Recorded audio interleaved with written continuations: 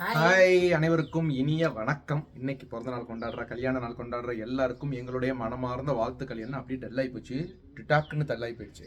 Original அப்பப்போ original வந்தா ஏத்துக்கறேனுங்க. இல்ல ஒரிஜினல் வரும்போது பாத்துருங்க, என்ன திடீர்னு கோவம் அப்படின்னு நீங்க நினைச்சீங்க. காரணம் என்னன்னா, அந்த வெயில் கொஞ்சம் மங்கும் போது எங்களோட கலர் டிம் ஆகுது. மேகம் இந்த பக்கம் இருக்கும்போது நாங்க நல்லா தெரியுமா, மேகம் இப்படியே இந்த பக்கம் வரும்போது நாங்க கொஞ்சம் டம்மியா தெரியும். அதே மாதிரிதான் சில வீடியோக்குள்ள பாத்தீங்கன்னா கம்மி ஒரு மாதிரி தெரியும். காரணம் அப்போ கலர்னு எப்படி சொல்றது, வெளிச்சம் இல்லாம அப்படின்னு நீங்க நினைச்சுக்கோங்க, நம்புங்க. வெளிச்சம் ஆப்போசிட்ல வெளிச்சம் இருந்துச்சுன்னா நாங்க கொஞ்சம் பிரைட்டா தெரியுறோம். இதுதான் மெயின் காரணம், ரீசன் இதுதான். உடனே அப்ப மேக்கப் போட்டிருக்கேன், இப்ப மேக்கப் போடல எல்லாம் சொல்லக்கூடாது. நேர்ல வந்து பாக்குறவங்களும் தெரிஞ்சுக்கோங்க, இதுதான் எங்களுடைய சீக்ரெட்டின் உண்மை அப்படின்னு. ஆமா, இந்த துன்பத்துக்கு தாப்பா நான் இப்ப இன்ஸ்டாகிராம்ல ஓப்பனா வீடியோ போட ஆரம்பிச்சுட்டேன். ஃபில்டரே இல்லாம வீடியோ போட பாக்குறவங்க பாருங்க, லைக் வந்தாலும் சரி வரலன்னாலும் சரி போட்டுக்கிட்டு இருக்கேன். அதனாலதான் எல்லாரும் ஓடிடுறாங்க. பார்த்த உடனே சரி என்ன சாந்தாக்கு ஐடிக்குள்ள எல்லாம் வந்தோம், வேற யாரோ இருக்கிறாங்க அப்படின்னு போயிடுறாங்க போல இருக்கு. நானே நிறைய தடவை போவேங்க, போயிட்டு டக்குன்னு ஐடிக்குள்ள வந்துட்டு வேற இருக்கிற ஐடிக்குள்ள வந்துட்டோமோ அப்படின்ட்டு போயிருவேன். இல்ல நான் சிரிச்சு காமிச்சுக்கிறது, ஏன்னா என்னோட பல்லு எனக்கு மட்டும்தான் இருக்கும். இவரை சிரிக்க சொல்லுங்க, நல்ல பல்ல திறந்து கிட்ட போய் சிரிங்க.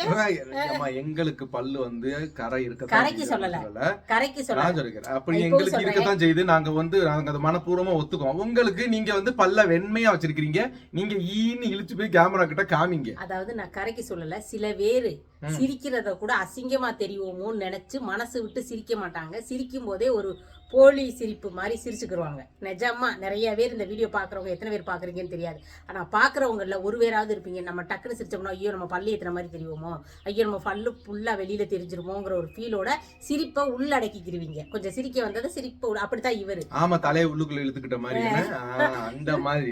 ஏமா திருட்டுத்தனமா யாரையாவது எட்டி பார்த்தோம்னா அவங்க வீட்டுக்காரர் பாத்துருவாங்களோன்னு பயத்துல பின்வழிவாங்கல்ல.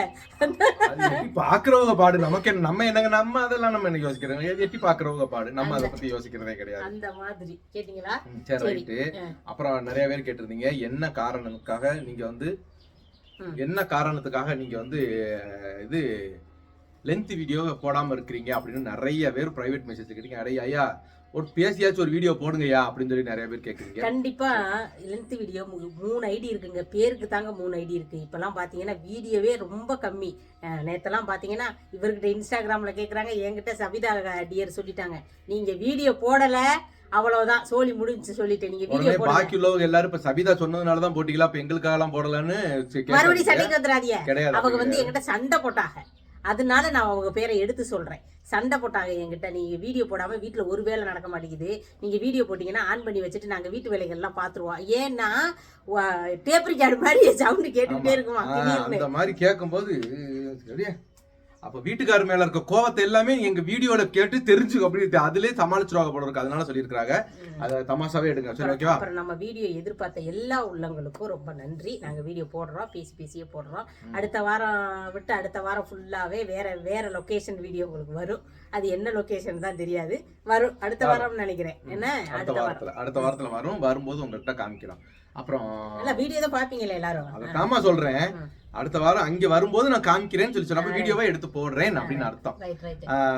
இன்னொரு விஷயம் என்னன்னு கேட்டாக்க, பரீட்சை, அதாவது எக்ஸாம் நடக்குது நிறைய பேர்த்துக்கு, எல்லாருக்குமே, எல்லா கிளாஸ் ஸ்டூடெண்ட்ஸுக்குமே எக்ஸாம் நடக்குது. இந்த நேரத்துல வந்து பரீட்சை எழுத போற எல்லா குழந்தைகளுக்கும் எல்லா ஸ்டூடெண்ட்ஸுக்கும் எங்களுடைய மனமார்ந்த வாழ்த்துக்கள். அப்புறம் இன்னொரு விஷயம் என்னன்னு கேட்டா, மெயினா பெத்தவங்களுக்கு சொல்ற ஒரு விஷயம், தயவு செஞ்சு பிள்ளைங்களை வந்து படி ஸ்கூலுக்கு போறதுக்கு, அந்த எக்ஸாம் எழுத போய் எக்ஸாம் பேப்பரை கையில வாங்குற வரைக்கும் படின்னு போட்டு டார்ச்சர் பண்ணாதீங்க. கொஞ்சம் அவங்களையும் மைண்ட் ரிலாக்ஸா வச்சுக்க சொல்லுங்க. ஏன்னா ஒரு எக்ஸாம்பிளுக்கு சொல்றேன், சின்ன வயசுல நான் 10th படிக்கும்போது என் ஃப்ரெண்டு ஒருத்தர் தான் 10th எக்ஸாமுக்கு ஒரு நாளைக்கு வரல. என்னன்னு நாங்க போய் பார்க்கும்போது அந்த பையனை ஹாஸ்பிட்டல் சேர்த்துருந்தாங்க. இவ்வளவுக்கும் அவன் தான் நல்ல ஃபர்ஸ்ட் வர்ற பையன். எப்பவுமே கிளாஸ்ல டெஸ்ட் வச்சாலும் சரி, எல்லா எக்ஸாம்லயும் அவன் ஃபர்ஸ்ட் வர்ற பையன் தான். இருந்தாலும் அவன் ஹாஸ்பிட்டல் அட்மிட் பண்ணிட்டு தான் என்னன்னு போய் கேட்டாக்க, பரீட்சைக்கு ராத்திரி எல்லாம் முழிச்சு படின்னு அவங்க வீட்டுல டார்ச்சர் பண்ணி அதை படிச்சு முடிச்சுட்டு காலையில இருந்துச்சு எக்ஸாம் கிளம்ப போற நேரத்துல அவன் மைண்ட் இதாயிருச்சு. ஒண்ணுமே இல்லாம அவன் பாட்டு புலம்பிக்கிட்டு ஐயுபின்னு என்னென்னமோ பேசிக்கிட்டே இருந்திருக்கிறான். அந்த பேசிக்கிட்டே இருந்த பையனை போய் நாங்க எக்ஸாம் முடிஞ்சுட்டு ஹாஸ்பிட்டல்ல போய் பார்த்தோம். அன்னைக்கு அந்த எக்ஸாமே எழுத முடியாம போச்சு அந்த பையனால. கொஞ்சம் மென்டல் வைஸ் அவன் கொஞ்சம் இதாயிருச்சு. தூக்க மாத்திரையை கொடுத்து தூங்க வச்சு மறுநாள் காலையில அந்த பையனை ரிலாக்ஸ் பண்ணாங்க டாக்டர். அதனாலதான் நான் சொல்றேன், பிள்ளைங்களை வந்து என்னைக்குமே படி படி படி படின்னு போட்டு டார்ச்சர் பண்ணாதீங்க, ப்ரெஷரை கொடுக்காதீங்க. ஏற்கனவே அவங்க மண்டையில 1008 ப்ரெஷர் வச்சிருப்பாங்க. இப்ப நம்மளும் சேர்ந்தது படி படின்னு ப்ரெஷர் கொடுத்தோம்னா கண்டிப்பா அவங்க மைண்ட் ரொம்ப கொலாப்ஸ் ஆயிரும். ஒரு தெளிவான முடிவெடுத்து ஒரு எக்ஸாம் எழுத மாட்டாங்க. அவங்க போக்குல விடுங்க, கண்டிப்பா அவங்க நல்லபடியா பரீட்சை எழுதி நல்ல மார்க் ஸ்கோர் பண்ணுவாங்கன்ற நம்பிக்கை நீங்க வைங்க உங்க குழந்தைங்க மேல. ஓகேவா? அதைத்தான் நான் சொல்ல நினைக்கிறேன். அதுக்காக பரீட்சை ஒண்ணுமே சும்மா தூங்கி எந்திரிச்சு போறவங்களுக்கு 2 தட்டி எந்திரிச்சு படிடா அப்படின்னு சொல்றதுக்கு தப்பு இல்ல. படிக்கிற பிள்ளைங்க படிச்சுக்கிட்டு இருக்கும்போது இல்ல ஒரு நிமிஷம் கூட நீ வேஸ்ட் ஆகக்கூடாது, படி படி படின்னு அந்த மாதிரி ப்ரெஷர் கொடுக்காதீங்கன்னு நான் சொல்றேன். அப்புறம் பாக்கி இப்ப பிரகதி நம்ம மனப்பூர்வம் ஒத்துக்க ஒரு ஆவரேஜ் ஸ்டூடெண்ட் தான். ஆனா எல்லாத்துலயும் பாஸ் பண்ணிடுவான், படிப்பான், படிச்சுட்டு அந்த கேள்விக்கான பதில் எழுதிட்டு எல்லாத்துலயும் பாஸ் பண்ணிடுவான். ரொம்ப ஹை ஸ்கோர் நிதின் மாதிரி ஹை ஸ்கோர்லாம் எடுக்கவே மாட்டான். அவனே நம்மகிட்ட சொல்லிடுவான், இந்த உங்க மூத்த பையன் நிதின் பாருங்க எடுக்கிற மாதிரி ஹை ஸ்கோர் எடுப்பேன்னு மட்டும் கனவுல நினைக்காதீங்க. பாஸ் ஆயிருவேன், நான் பாஸ் ஆகுறதே உங்களுக்கு பெரிய விஷயம் பாத்துக்கங்க. அதையும் தைரியமா சொல்றேன்னா அந்த அளவுக்கு அப்பாவோட ஃப்ரீடம் இருக்கட்டும். அதாவது விஷயம் எப்படின்னா, நேத்து நிதின் போன் போட்டு பேசும்போது அவன் சொல்லிக்கிறேன், இது அண்ணன் தம்பி 2 பேரும் என்ன பேசிய, ஏடா நாரி நீ பாடு படிச்சு பார்க்க எடுத்துட்டு போயிட்ட, உன்னைய வச்சு என்னை செஞ்சிருவாங்க அவளையடா. ஆனா அப்பா ஒன்னும் சொல்லிக்கல. அதனால அவர் மனசை பொறுத்து நான் ஒரு கொஞ்சம் பாஸ் ஆகலான்னு முயற்சி பண்றேன். ஆனா எனக்கு முன்னாடி உட்கார்ற மட்டும் நல்லவனா உட்காரணும்னு வேண்டிக்கிறேன்டா அப்படிங்கிறேன். அந்த அளவுக்கு கொஞ்சம் ஆவரேஜா படிப்பேன். ஒரே வீட்டுல 2 பிள்ளைங்களுமே நல்ல மார்க் எடுக்கணும்னு நம்ம நினைக்கிறது வாஸ்தவம் தான். ஆனா அது நடைமுறைக்கு ஒத்து வருமானு கேட்டா கிடையாது. நம்ம பிள்ளைங்க படிக்கட்டுங்க. இப்ப நம்மளாம் சின்ன பிள்ளையில இருந்து வந்தவங்க தானே. நம்ம நல்லா படிச்சோம், நம்ம ஃபர்ஸ்ட் கிளாஸ்ல மார்க் வாங்கணும், நம்ம பிள்ளைங்களும் அதே மார்க் வாங்கணும்னு நினைக்காதீங்க. அவங்கள படிங்க நம்ம சொல்லுவோம், கொஞ்சம் சொல்லிக்கிட்டே இருப்பா. அதுக்காக பிள்ளை படிக்காம போனா நீ அப்படியே விட்டுருவியா அப்படின்லாம் கேட்காதீங்க.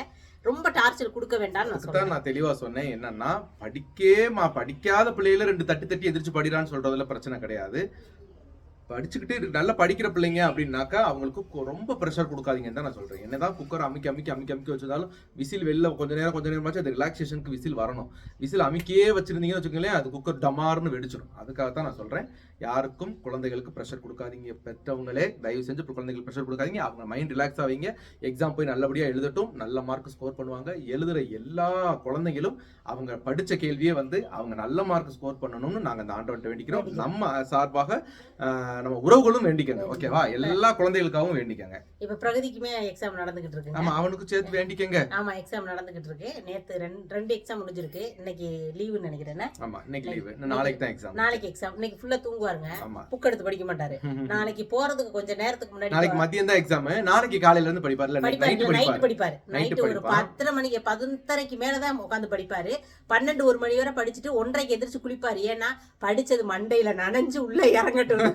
நான் கோயிலுக்கு போயிருந்தேன். கோயிலுக்கு போயிட்டு சாமி கும்பிட்டுட்டு இப்படி சாமியை பார்த்து கும்பிட்டுட்டு, கடவுளே பிரகதிக்கு பரிச்சை நடக்குது, நல்லபடியா படிக்கட்டும், அவன் நல்லா பரிச்சை எழுதணும்னு நான் சொல்லும் போது எனக்கு மைண்ட்ல ஓடிச்சு. நான் சிரிச்சுட்டேன் அப்படியே. ஏன்னா கடவுள் என்னைய பார்த்து சொல்ற மாதிரி இருக்கு, முதல்ல அவனை படிக்க சொல்லுங்க, அப்பதான் நான் பாஸ் ஆக்குவேன், என்னமாச்சும் எழுத சொல்லி அப்பதான் பாஸ் ஆக்க முடியும் அப்படின்னு சொன்ன மாதிரி எனக்கு இருந்துச்சு. அப்போ இவன் சொல்லி சொன்னா, என்னால முடிஞ்ச அளவுக்கு நான் எழுதி வச்சிருக்கிறேப்பா அப்படின்னு சொல்லி சொன்னான். அதாவது நம்ம வந்து இந்த குழந்தை ஒரு ஆவரேஜ் ஸ்டூடெண்டான்றது நமக்கு ஆரம்பத்திலே தெரிஞ்சிடும். புரியுதுங்களா? அந்த குழந்தைய வந்து நம்ம வந்து ஓவரா நீ படிச்சு நீ முதல் மார்க்கு தான் வாங்கணும் அப்படின்னு சொல்லி சொன்னாக்கா அதுதான் ப்ரெஷர். புரியுதுங்களா? படிக்கிற குழந்தைங்க நம்ம படின்னு சொல்லலைனாலும் படிச்சிருங்க. இப்ப நிதினை வந்து நாங்க ஒரு நாள் கூட படின்னு சொன்னது, ஆனா ஒரு நாள் கூட தூங்க மாட்டான் அவன். டெய்லி புக் எடுத்து வச்சு படிச்சு நாங்க பார்த்ததே கிடையாது. எக்ஸாம் இப்ப 10 நாள் நடக்குன்னா அந்த 10 நாள் ஃபுல்லா படிப்பாப்ல, 10 நாள் ஃபுல்லா விளையாட போக மாட்டாப்ல, 10 நாள் ஃபுல்லா அவ்வளவா போன் எடுக்க மாட்டாப்ல. எப்படி சொல்றது, சாப்பாடு கரெக்ட் டயத்துக்கு சாப்பிட்டுக்கிட்டு டீ மட்டும் கட்டங்காப்பியை கொண்டாந்து வைங்கமான்ட்டு அதை கூட என்னைய தொந்தரவு பண்ணக்கூடாதுன்னு நைட் டைம்ல உட்காந்து படிக்கும்போது படிக்கிறது சவுண்டுமே வெளியில கேட்காதுங்க. அது ஒரு விஷயம். அந்த புக் இப்படி வச்சுக்கிட்டு இப்படிதான் நடப்பாப்ல, என்ன வாயை அசிச்சாது படிடா அப்படியவன் அப்படின்னு அப்ப கூட பேச மாட்டாப்ல, பாத்துக்கிறேன் அப்படின்னு இப்படி பார்த்தே தான் படிப்பாப்லையே தவிர டக்குன்னு நம்ம மனசுக்குள்ள சொல்லி படிப்போம் பாத்தீங்களா, அது கூட கிடையாது. ஆனா எல்கேஜில இருந்தும் சரி, +2 முடிச்சுட்டு காலேஜ்லயுமே இப்ப நடந்த எக்ஸாம்லயுமே எல்லாத்துலயுமே நல்ல மார்க் தான். படிப்பு விஷயத்துல நிதின மாதிரி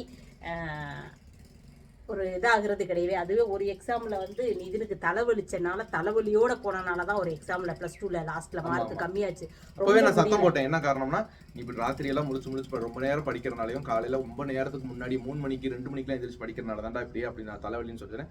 தலைவலி அப்படியே மாத்திரையை தான் போட்டு போயிருந்தான். இருந்தாலும் அந்த தலைவலியில அவனால கான்சென்ட்ரேட் பண்ணி எழுதவே முடியல. அந்த காரணத்தினால கொஞ்சம் மார்க் வரும். எழுதிட்டு வந்தனைக்கே சொல்லிட்டாப்ல, இதுல வந்து நான் ஏதான் வாங்க முடியும், A+ என்னால வாங்க முடியாது, எனக்கு மொத்தம் தலையை தூக்க முடியல, நான் போதும்னு சொல்லி விட்டு நான் தான் மனப்பூர்வம் விட்டேப்பா அப்படின்னு சொல்லி சொன்னாப்ல. எழுதிட்டு வந்த அன்னைக்கே சொல்லிட்டாப்ல இதுல ஏதான் வரும்னு. அது தெரியும். அதனால பிள்ளைங்களை அவங்க இஷ்டத்துக்கு விடுவோம், கொஞ்சம் சப்போர்ட்டா இருப்போம், கண்ட மணிக்கு விட்டுற வேண்டாம். ஸ்டடீஸ்ல தாங்க சொல்றேன். அதுவும் இல்லாம பிள்ளைங்களை அதுக்காக என்ன பழக்கம் பண்ணாலும் அவங்க இஷ்டத்துக்கு விடணும் அப்படின்ற மாதிரிலாம் நான் சொல்லலை. நான் இப்போ நிதின்கிட்ட சொன்ன ஒரு காரணம் நீங்களே வீடியோவில் பார்த்துருப்பீங்க. நீங்கள் எப்படி போறியோ அதே மாதிரி திரும்பி வா, கேரக்டர் வைஸ். அவ்வளோதான். அவனுடைய கேரக்டர் மாறாமல் நீ திரும்பி வா, அவ்வளோதான். அதைத்தான் நான் சொல்லி அனுப்பிச்சுட்டு தரேன். நீ படிக்காமல் போய் இல்லை. ஏன்னா பிள்ளைங்கள் வந்து நீ நம்ம வந்து படின்னு சொல்கிறத விட அவங்கள நீ ஃப்ரீயாகவே வச்சுட்டு உனக்கு மார்க் வேணா நீ படிச்சுக்கப்பா, உனக்கு நாளைக்கு ஒரு நல்ல லைஃப் வேணும் நீ படிச்சுக்க அப்படின்னு நம்ம சொன்னோம்னாவே அவங்களுக்கே தெரிஞ்சிடும். படிக்கிற பிள்ளைங்க கண்டிப்பாக படிச்சுக்க. ஆவரேஜாக எடுக்கிற பிள்ளைங்களை நம்ம போட்டு அடிச்சாலும் அவங்க அதுதான் அவங்களுக்கு அவ்வளோதான் ஏறுன்றதை நம்ம மைண்ட் செட்டில் வச்சுக்கணும். ஓகேவா? என்னடா எங்க பிள்ளைங்களை கடிக்க சொல்றதுக்கு நீங்க யாரா அப்படின்லாம் கேட்கறாங்க. தப்பா பேசிதான் மன்னிச்சிருங்க. அதுக்கு ஒரு எடுத்துக்காட்டுக்கு நிதின சொன்னா, நிதின் நல்ல விதமா ஆயிட்டாருங்கிறதுக்காக சொன்னா, சரி ரொம்ப போட்டு அறுக்க விரும்பல. இன்னைக்கு நம்ம வீட்டுல என்ன சமையல்ங்கிறத நான் சொல்லிடுறேன். காலையில என்னடி தங்க இருந்துச்சு? சாதம், சக்கரவள்ளி கிழங்கு வேக வச்சது, வேற என்னடி தங்க, பருப்பு குழம்பு, மீன் பொரிச்சதுங்க. அவ்வளவுதாங்க. மீன் முந்தா நேத்து வாங்கிட்டு வந்ததை கொஞ்சத்தை ஃப்ரிட்ஜ்ல எடுத்து வச்சிருந்தேன். அதை இன்னைக்கு பொரிச்சு வச்சுக்கிட்டேன். ஃபினிஷிங் முடிஞ்சு. ஒரு 5 தான் இருக்குது. அதே மாதிரி எனக்கே பத்தாது. 5 பார்த்து 5 நாள் சாப்பிடுவாங்க. நீ பார்த்து சாப்பிடுவோம், நாங்க எதுமா பார்த்து சாப்பிடணும். ஒரு ஊருக்கு போயிருந்தாரு வச்சுக்கோங்க, ஒரு நாள் புளிக்குழம்பு வைக்கிறத 3 நாள் வச்சுக்கிறேன். புளிக்குழம்பு கிட போறதும் கிடையாது, வேற குழம்பு நமக்கு தேட போறதும் கிடையாது. காரம் எப்படி நினைக்கிறேன் இந்த வெஞ்சனக்கிண்ணில வச்சு நக்கி வாங்கல தொட்டு அந்த குழம்பு எப்படி 5 நாள் 6 நாளைக்கு இருக்கும். அது கிடவும் கிடாது, புளிக்குழம்பு கிடவே கிடாது. உண்மைதான். ஆனா இவங்க அப்பா இருக்கும் போதெல்லாம் பாவம். நான் ஊருக்கு போய் அந்த 5 நாள் கழிச்சு நான் ஊர்ல இருந்து வந்த உடனே ஆத்தாடி புளிக்குழம்புல இருந்து தப்புச்சம்பட சாமி தினம் புளிக்குழம்பான்னு நினைப்பாரு அவங்க அப்பா முன்னாடி. அப்போ அந்த மாதிரி நான் ஊருக்குலாம் போயிட்டு வந்துட்டேனாக்கா அது 5 நாளைக்கு சாம்பார்னா அந்த 2-3 நாள் சாம்பார், 5 நாளைக்கு புளிக்குழம்பு, ரசம் வச்சாலும் 5 நாளைக்கு ரசம் வச்சு அப்பளத்தை பொடிச்சுக்கிட்டு பாவம் அந்த மனுஷனையும் போட்டு பாடா படுத்திடுவாங்க. அப்படிலாம் இருந்துச்சு. சரி ரைட்டு, வேற ஒண்ணு பேசி இன்னொன்னு. அப்புறம் இன்னொரு ஒரு 2 இந்த கேள்விக்கெல்லாம் பதில் சொல்லக்கூடாது. இருந்தாலும் ஒரு மெயின் கேள்வியா இருந்துச்சு, அதுக்கு நான் பதில் சொல்றேன். வியாபாரத்துக்கும் போறது இல்லை, யூடியூப் வேற எந்த வருமானமும் இல்லை, யாரும் கொடுக்கறதும் இல்லை. வீடு கட்டுறாங்க, பிள்ளை காலேஜ் படிக்க வைக்கிறாங்க, இவங்க வீட்டு செலவு ஓடுது, படத்துக்கு போறாங்க, துணிமணி வாங்குறாங்க. எப்படி இதெல்லாம் நடக்குது? வேற எக்ஸெட்ரா ஏதாவது பண்ணிக்கிட்டு இருக்காங்களா? அந்த வேலை தான் பாக்குறாங்களான்னு கேட்ட அந்த முக்கியமான ஆளுகளுக்கு நான் சொல்லிக்கிற ஒரு விஷயம் என்னன்னா, ஒரு மாசத்துல 30 நாள் இருக்குங்க. 10 நாள் வேலை பார்த்தாலும் அந்த 10 நாள் காசை என்ன பண்றீங்க? 10 நாளையும் தாட்டு பூட்டுன்னு செலவு பண்ணிடுவீங்களா? வீட்டு செலவுக்குன்னு அதில் மாற்றிக்க மாட்டோமா?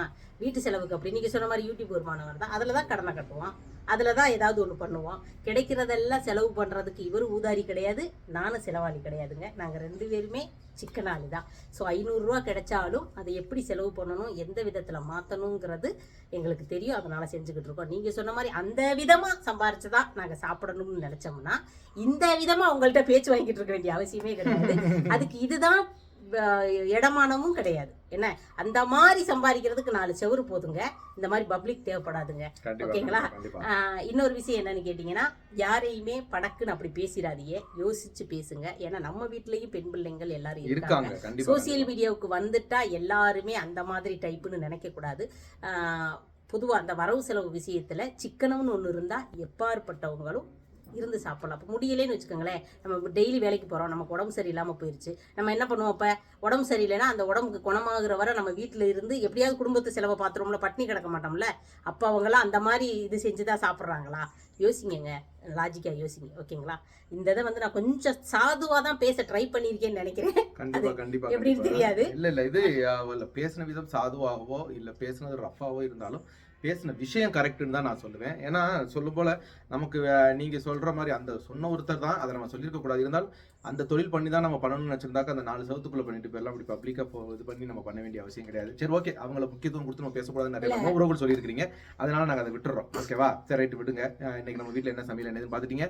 பரிச்சை எழுத போற குழந்தைங்களுக்கு எங்களோட வாழ்த்துக்கள் சொல்லிட்டோம். நம்ம உறவுல உங்க நல்லா இருக்கணும், நல்லா எழுதணுன்ற வாழ்த்தையும் கமெண்ட்ல சொல்லிடுங்க. ஓகே ஓகேங்க, பாருங்க, பத்திரமா இருங்க. பாய் பாய்.